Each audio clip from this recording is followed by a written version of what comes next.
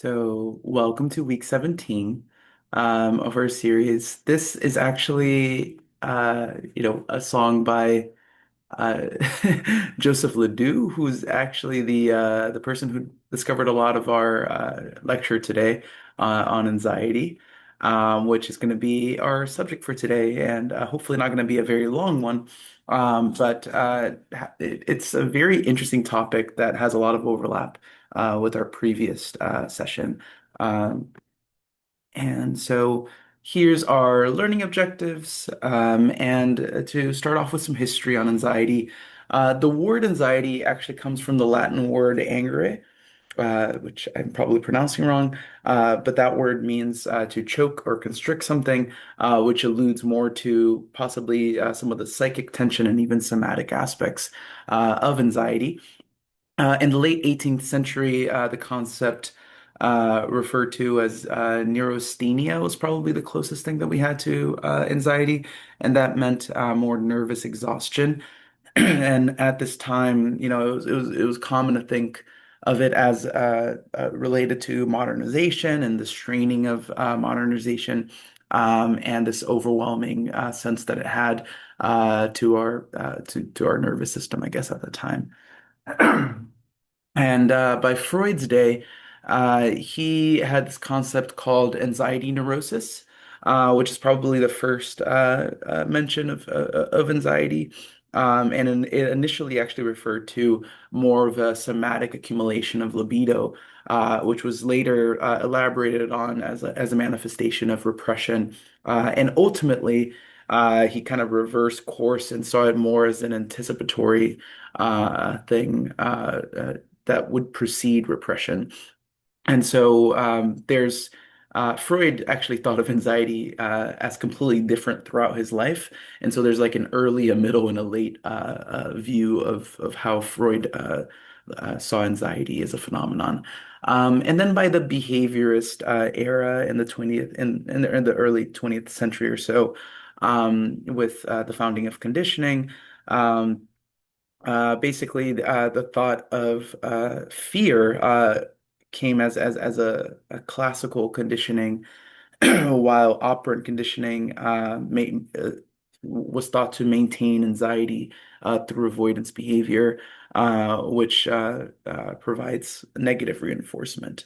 And then by the cognitive era, the cognitive model kind of further built on earlier psychoanalytic thoughts and behaviorism. And it basically said that this anxiety is this negative sense of self that skewed predictive model towards these cognitive distortions of anxiety, and in itself, led to some automatic thoughts that kind of solidified these anxious feelings. And then more towards what we're actually going to talk about today, limbic models of fear began in the early 1990s or so. And these, preferentially revolved around the amygdala. And it wasn't until a guy named Michael Davis who introduced the actual idea of an anxiety circuit, seeing that that sustained anxiety was more sustained through something called the extended amygdala, which was also known anatomically as the bed nucleus of the stria terminalis, or BNST, which we'll talk about some more. And this was also done by work with Joseph Ledoux. And then further research in the early 2000s continued to find associations with this, along with the insula and its role of interoception, which kind of mediated the anticipation of threat, especially bodily threat, as being important in the sensation of subjective anxiety. And we'll talk about all that. And so, in terms of some cultural perspectives, in the US and a lot of Europe and the Western world, anxiety is more likely to present as worrying, restlessness, rumination, with an emphasis on the self, and maybe there's more of a separation between the mind and the body.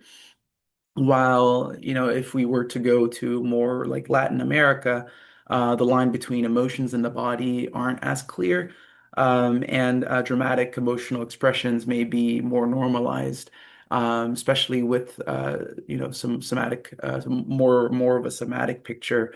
And so this could kind of be seen by this idiom that's actually in the DSM-5, called ataque de nervios, which is literally translating to your nerves are being attacked, which typically references more of a external attack, leading to the feeling of anxiety, and usually associated with interpersonal factors. And the feeling of this is more felt more somatically and effectively. Um, while in Southeast Asia and Cambodia, there may be less words to describe emotion specifically, and words might be borrowed from nature to describe intense emotional experiences, and so the line might actually be blurred a little more between the self and nature. And so, and Khmer, which is the Cambodian language, there's a common term called Kjal Kap, which is translated as a sort of wind attacks. And this references the somatic feelings of dizziness and breathlessness, as if like the wind is rising in the body, with possible associated catastrophizing, such as feelings of like organ damage or maybe even death, when really it's probably more similar to our notion of anxiety. Um, and doesn't it's not quite probably exactly the same. It's hard to tell what's what, but it's described very similarly, or maybe even blur in with more of like a panic attack sort of picture too, depending on the severity.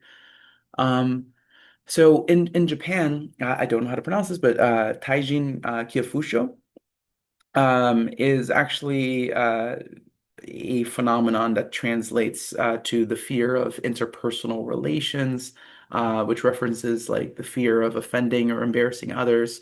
And this it normalizes Japanese emphasis on harmony and face-saving norms.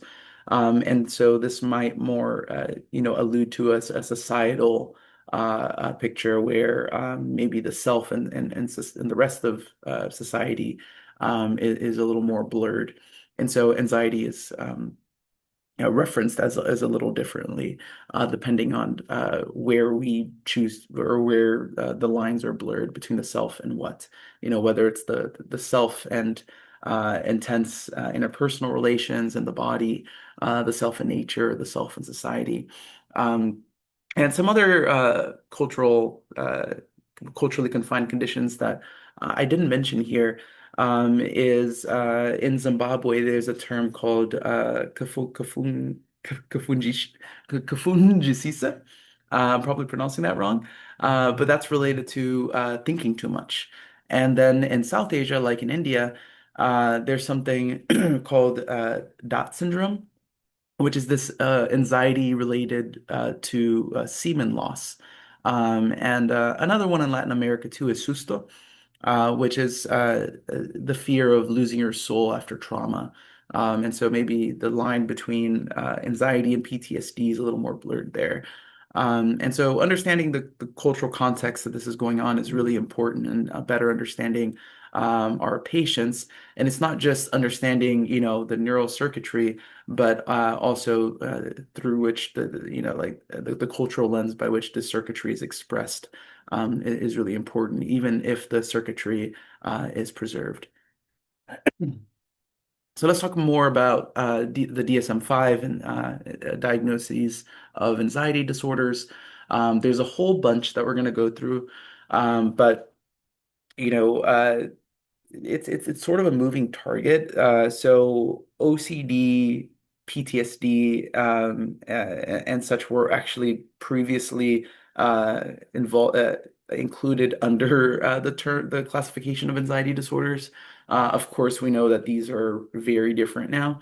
Um, and so who knows which ones of these are going to be, removed or reclassified by the time that we have like a DSM-6 or so. But what makes an anxiety disorder, at least in this iteration of the DSM-5? Typically, the common themes here are excessive fear or anxiety, physiologic arousal, behavior avoidance, functional impairment, and some sort of duration criteria, as if with any other disorder. And if you like to pause the video and review this in your own time, you totally can.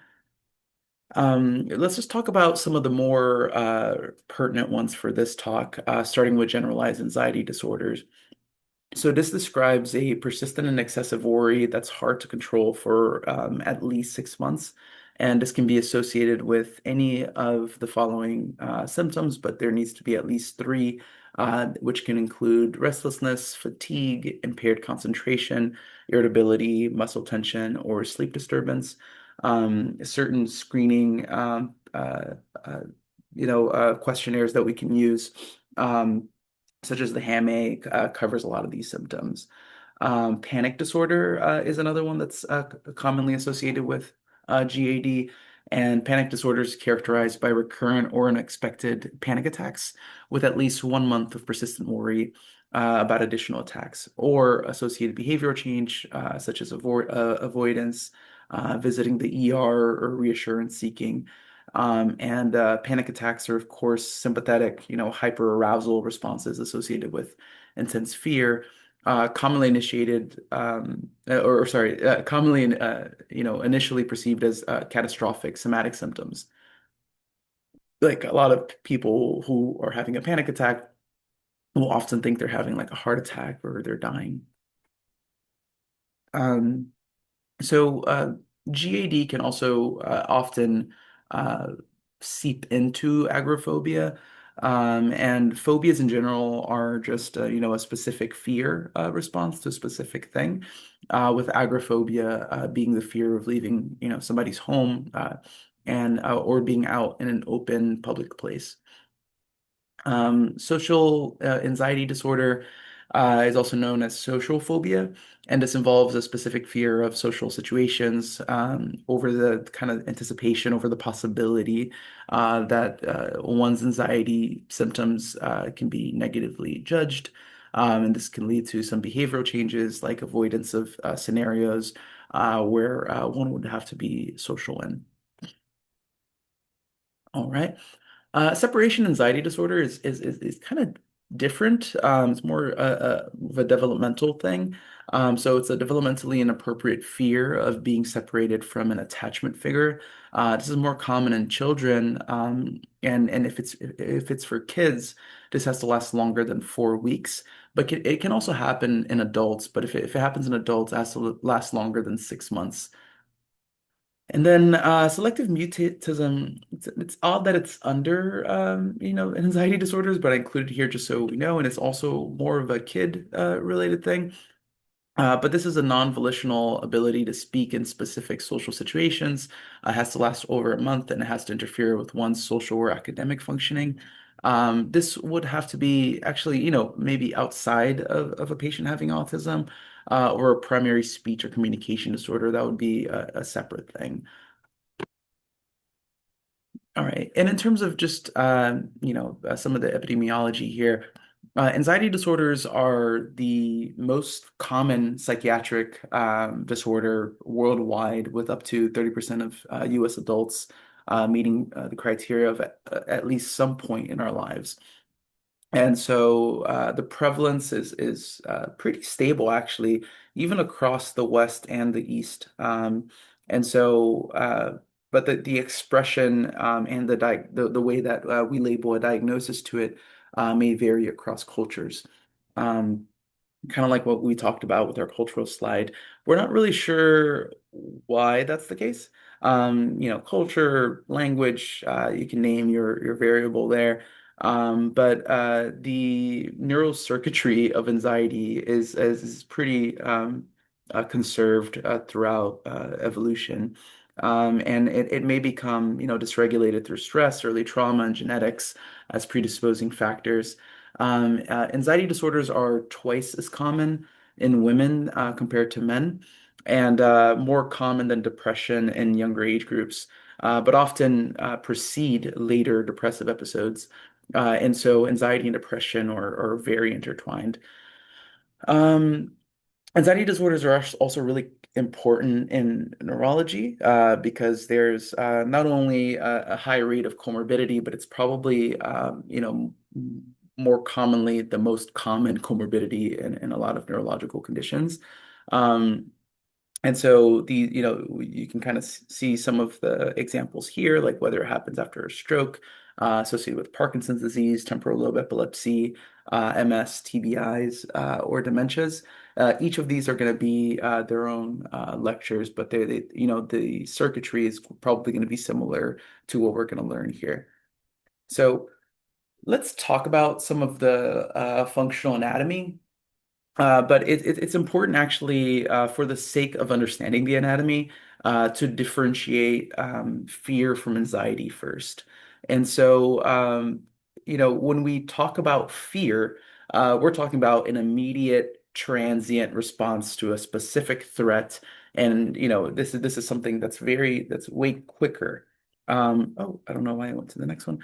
And so, and let's compare that with anxiety. Anxiety is more of a sustained anticipatory response to a certain threat. And so it's really important to know the difference because fear revolves more around the amygdala, while anxiety revolves more around this BNST, which we'll talk about. So this is the core anatomy here. And so this is like a sort of a fear and anxiety network. And it's made by a loop between the amygdala, the BNST, the insula, and the medial prefrontal cortex. So the amygdala is found in the medial sort of temporal lobe, and it's probably most commonly known as being the fear center of the brain. Um, while the BNST or the bed nucleus of the stria terminalis is part of what is now known as the extended amygdala, which we elaborate on the picture here. And it plays a role in mediating sustained anxiety and vigilance through its interactions with the hypothalamus and brainstem autonomic centers.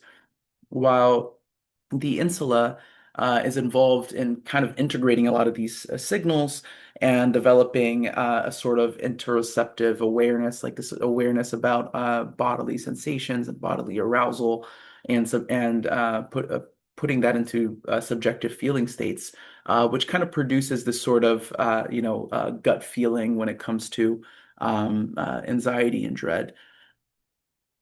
The prefrontal cortex, especially the ventromedial aspect of it, along with, I guess, like dorsal and rostral aspects of the anterior cingulate cortex, actually inhibit the output of the amygdala and help control amygdala responses, and also enable cognitive reappraisals of these stimuli to kind of regulate or inhibit feelings of fear. While the hippocampus is very helpful in contextualizing threat, and this contributes to kind of the overgeneralization of anxiety when this is dysregulated. And the contextualizing of threat is going to be really important in our future lecture when we talk about PTSD. This is basically the same thing as the last slide, just a different way of thinking about it. Just seeing how all this could be in a network. And I guess I put fear network, but I guess it's a fear and anxiety network model. So, what do we see in like functionally? So keeping this sort of like fear and anxiety network model, we can kind of see each of these as different circuits, like a fear circuit and an anxiety circuit. And it's important to kind of go through each of their nodes, starting with the fear circuit up top. So this starts with receiving first, like some kind of sensory stimuli, right? Like out in the environment that's associated with threat.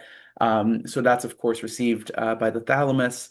it activates pretty rapidly the lateral amygdala. So that's a nuclei of the amygdala. And it takes about like 12 milliseconds, and the lateral amygdala can pick up on a threat pretty quickly. And this enables like an immediate survival response, which of course is very helpful in evolution. And this happens way before conscious awareness through the coordination of the hypothalamus, kind of mediating autonomic arousal, and its connections with the periaqueductal gray, which can generate a free, startle, or defensive response. Um, Along with a lot of associated neurotransmitters there. But basically, the fear circuitry is super quick. It mostly happens without our conscious awareness. So compare that to the anxiety circuit. This actually happens when the threat isn't very obviously immediate. And so this is more, again, it makes sense through an evolutionary context that if there's a threat and we're not really sure how threatening and immediate the threat actually is, we kind of have to be hyper vigilant. So everything always initially goes through the amygdala because it just works faster.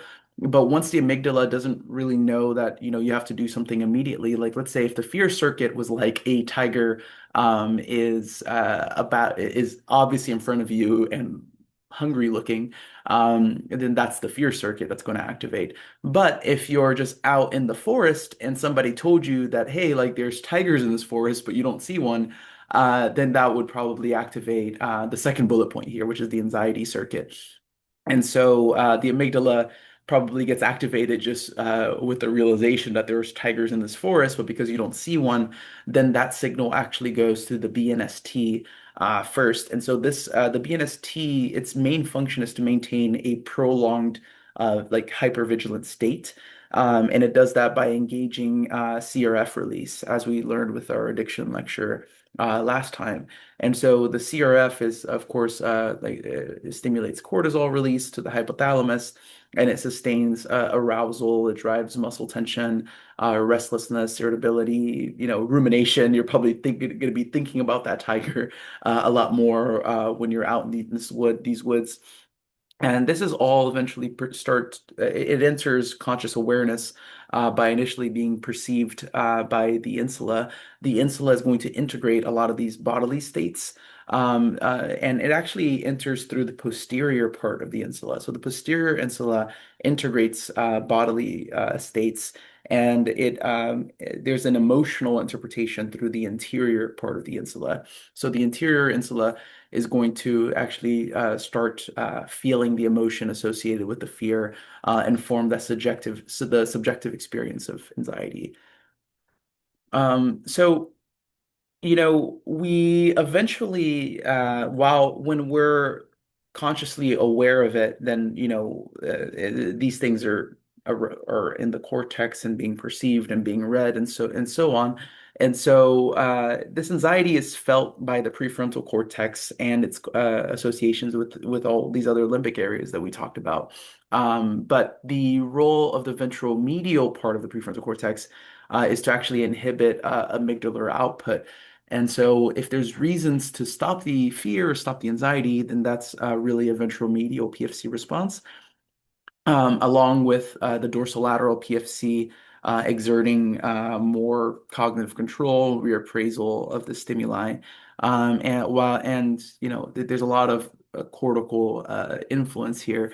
Like the anterior cingulate cortex will normally also detect any conflict between internal fear sensations and external contexts to help coordinate an appropriate response with the salience network. And so the recurring theme here is that the anterior cingulate cortex is really a conflict detector. And if there's ever any discrepancy between, internal and external stimuli, it will try to correct that. So it can properly direct the salience network to direct attention to where attention needs to be, whether it's internal or external. And remember, the salience network is that switch between the default mode network and the central executive network. But it's all about directing attention. And so after all of this happens, the memory of whatever that sensory trigger originally was is imprinted to the hippocampus, and this basically tells the amygdala for so it's aware of any future events, and so the amygdala will know, this stimulus is dangerous in this context but not in other contexts. And so that's the primary role of the hippocampus, to contextualize certain triggers or sensory stimuli. And so if this circuit, this hippocampal limbic circuit isn't working, then the context may be lost. And it might actually lead to overgeneralization of the trigger, which can be seen in chronic anxiety and PTSD. Um, and so maybe that's why PTSD was involved in under anxiety for older DSMs, because of this association. And I guess we might have not known the circuitry, but we could just see this from the outside that there's an association to be have there. So like we mentioned too, BNST sends a CRF, and CRF leads to cortisol. And if you have a lot of cortisol over a long period of time, the hippocampus is very sensitive to that, and it actually and that stress, that chronic stress, actually leads to a visible shrinkage of the hippocampus.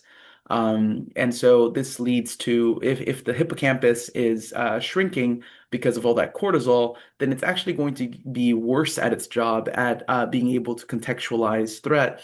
And so over time, it actually becomes worse at discriminating between threats, which is the thought of how anxiety becomes generalized over time. And so, of course, like all these interactions between all these nodes are mediated by different neurotransmitters that can all become imbalanced over time, and eventually not be as good at doing its job, and this eventually becomes a generalized thing. So. Here's just some findings on functional imaging studies that we found over time, just to elaborate some of the things from that we discussed in our last slide. So the amygdala appears to be hyperactive to threatening stimuli in anxiety disorders. We see that by it being more hyperactive to threatening faces, and that was found by a study by Bishop in 2009. The BNST is activated for threats when there's an uncertainty over their acuity, and this was found in a study by Somerville in 2013. The insula is hyperactive when we're somatically sensitive. And so that hyperactivity was found in functional imaging studies by Simmons in 2004. And there's reduced top-down regulation of anxious feelings from the medial prefrontal cortex and the anterior cingulate cortex, and that was found by Etkin in 2011. Um, so the important takeaway here is that anxiety disorders are neuroanatomically defined when by basically this is like the signature of anxiety disorders, that the amygdala is hyperactive, the BNST can't disengage, the insula can be misinterpreting internal signals. The prefrontal cortex just can't regulate all these signals, and the hippocampus eventually becomes worse and worse in its ability to contextualize. So some of the clinical relevance for us here is that in terms of the workup for anxiety, of course, I know a lot of this might feel like common sense as usual, but it's still valuable to go through it in some kind of systemic way, starting with the history. Uh, so some of the questions that we have for ourselves here will be like, what does their anxiety feel like? Is it phasic? Like a panic, like very acute, or is it something that's sustained? Again, this is going to discriminate between fear versus anxiety circuitry. And so anxiety circuitry feels more like chronic feelings of worry or tension. Are there any identifiable triggers? Are they predictable? Meaning, like maybe the contextualization of the hippocampus is still intact, or are they unpredictable? Are they, very generalized?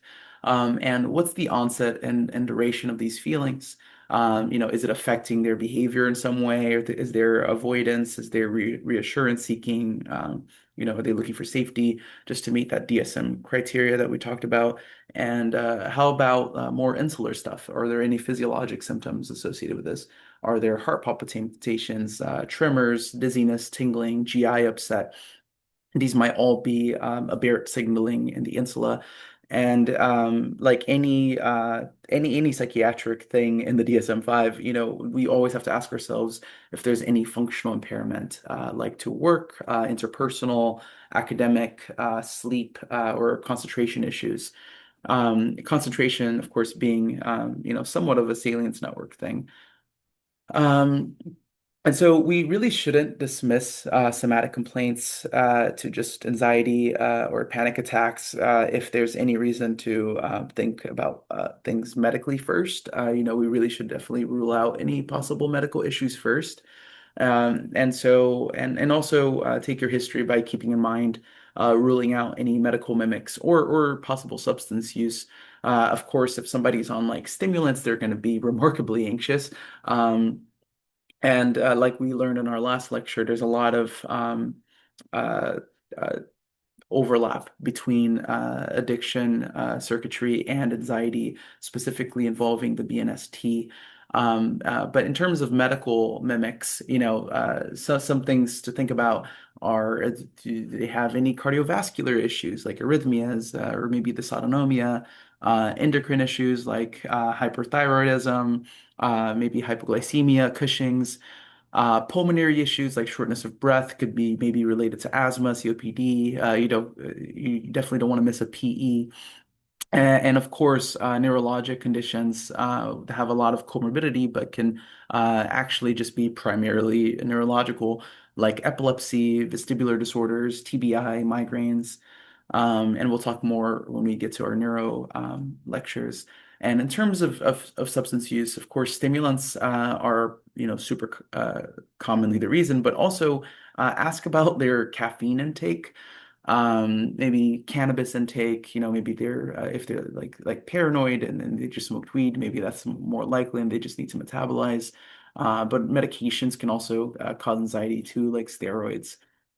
Um, and so the physical and neurological exam are also important to try to rule out some of these medical mimics. And then in terms of labs and imaging, we're going to get, like as always, just, our basic labs out of the way, like TSH, CBC, CMP, maybe pregnancy tests would be helpful, especially if we're going to plan on start some medications.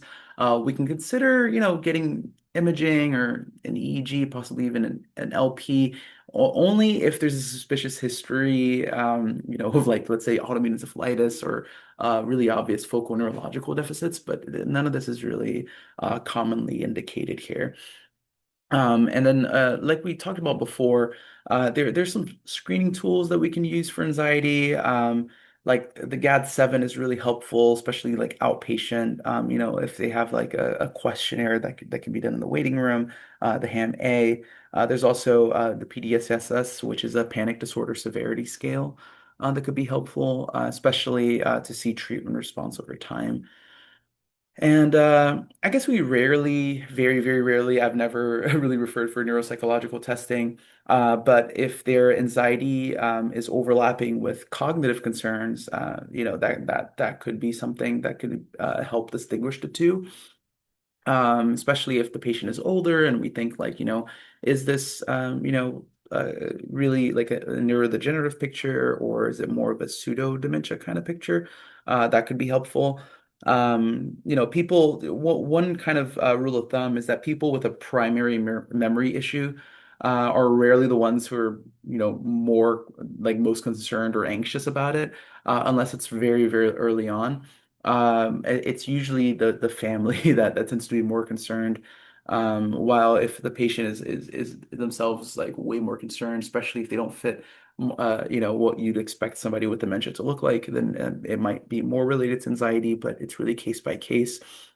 But if they have any other, issues associated with it, that don't really seem to fit the anxiety picture, like new disinhibition, maybe some new cognitive rigidity or co-occurring focal deficits of some kind, then definitely think outside of the anxiety bucket.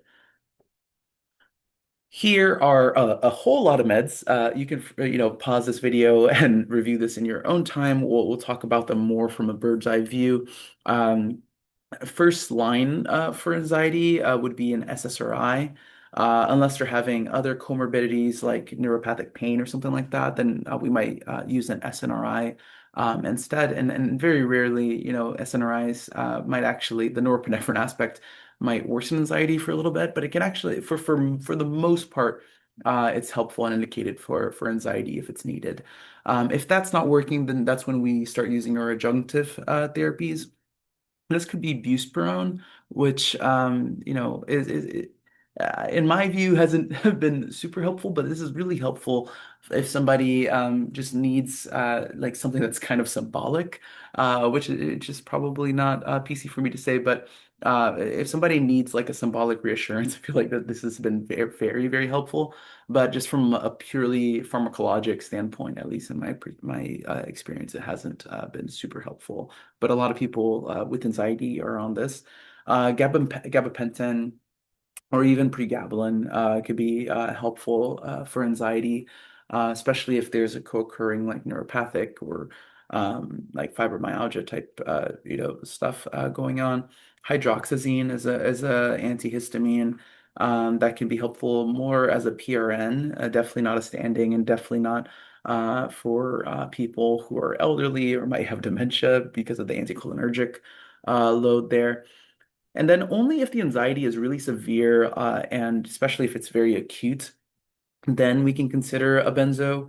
But and sometimes we use this as a bridging therapy, but it should never really be something that's standing, because it's just really hard to get people off these. Um, if the anxiety is situational, such as like social anxiety, or like performance anxiety, or if there's somatization, then beta blockers can be really helpful, like propranolol. And in some treatment refractory cases, we typically consider augmentation with mirtazapine or atypical antipsychotics. And of course, if there's any underlying like comorbid, other primary psychiatric disorder going on, then we should also treat that as well. And if this is a neuro patient and their anxiety really is like, like when am I going to have another seizure or something like that, then we should also, of course, treat the comorbid thing there. And I haven't really experienced people using MAOIs. And the rest of the medications on this list are very, very investigational with very limited data, but just included here for just to be comprehensive. In terms of psychotherapy for anxiety, CBT is going to be a recurring theme. And for these, I actually paired it with the circuit dysfunction just so we can have a better idea of how these psychotherapies are targeting these circuits. Um, so CBT really engages the prefrontal cortex, kind of empowering that dorsolateral prefrontal cortex to exert more top-down control in the present moment and over time, and strengthen the ventromedial PFC alongside it. So, of course, as we know, the VMP, ventromedial PFC is predominantly the one that's going to calm down the amygdala, especially when it's acutely hyperreactive. And having building contextual cues around people's anxiety, if we know their triggers, will also help contextualize things in the hippocampus as well. And all of this together will hopefully calm down to BNST from its chronic overactivation. And so this can help a lot with anxiety symptoms like panic, phobias, worrying, anticipatory dread, rumination, things like that. And over time, the exposure and contextual learning will help promote fear extinction, hopefully, and correct their predictive coding and hopefully lessen their avoidance behavior as a result too. Mindfulness and ACT, which kind of go hand in hand. ACT is acceptance and commitment therapy, is really helpful for like strengthening more the insula and the insula's interoceptive awareness and decouple those bodily sensations from catastrophic interpretations. And this is really helpful for like panic spirals and somatic anxiety. Psychodynamic therapy, of course, explores like unconscious conflicts and helps bring insight into symptoms of anticipatory anxiety as a result of this. What's hard is that not every patient has the means to afford psychodynamic therapy, but psychodynamic therapy can always be used in conjunction with these other therapies in an eclectic way to try to help promote insight into patients' triggers and what makes them anxious over time. So combining psychotherapy, which is known as eclectic therapy, is helpful. And combining psychotherapy with medications work better than either alone. Because this kind of targets it from two angles, the cortical angle and more of the limbic angle as well. So the neuropsychology of anxiety, like we sort of alluded with a little bit of talking about the dementia and memory, is that we can see anxiety affecting multiple domains, cognitive domains, including attention, memory, and executive control. And this is predominantly because the salience network isn't being directed just right. And so this could look a lot like neurological conditions, but also having anxiety can exacerbate the cognitive symptoms in neurologic disorders. And if, like, let's say, if it's like in the setting of a stroke and they need rehab or something like that, anxiety can really impair rehabilitation. So it's really important to treat the underlying anxiety if it's there. And so, in summary of everything we talked about today, anxiety disorders are really the result of a brain network dysfunction. This includes, sort of maladaptive predictive coding of threat detection from the amygdala, with chronic anxiety being more so the result of the interaction between the amygdala and the BNST.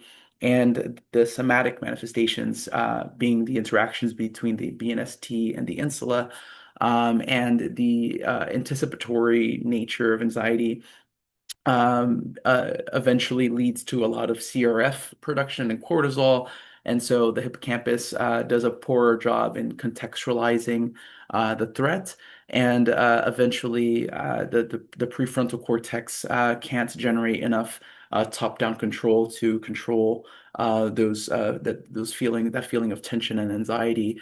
And so treatment revolves around correcting all these faulty pathways and trying to restore balance between the bottom-up threat anticipation and the top-down emotional regulation through medications and through therapy, especially in conjunction. And so, combining, medications, therapy, and also lifestyle factors is going to be the way to tackle this, sometimes very hard to treat disorder. So here are my references, and thank you very much. And as always, there's questions on the PowerPoint aspect here.